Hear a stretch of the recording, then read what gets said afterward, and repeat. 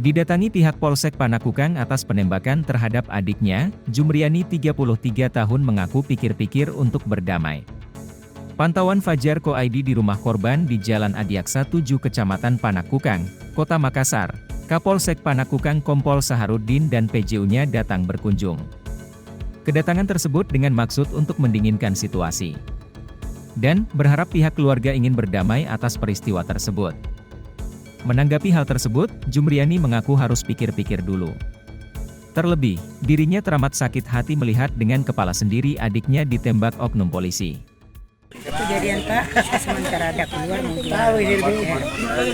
Saat itu saya punya adik lari masuk ke lorong, terus dia pegang dadanya begini, dia bilang, habis ditembak. Dia bilang, suamiku balik arah kembali naik motor. Saya bilang, saya punya adik, mana dek tembakannya? Dia buka di sininya dulu, di sininya bengkak, keluar begini. Saya bilang, di mana ditembak dek? Langsung dia bilang, di belakang. Mau kita tangkap ada salahnya dek, kita ambil saja. Jangan sampai tembak begini kasihan.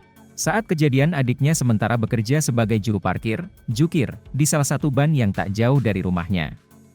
Jurnalis Fajar National Network, Musin, melaporkan.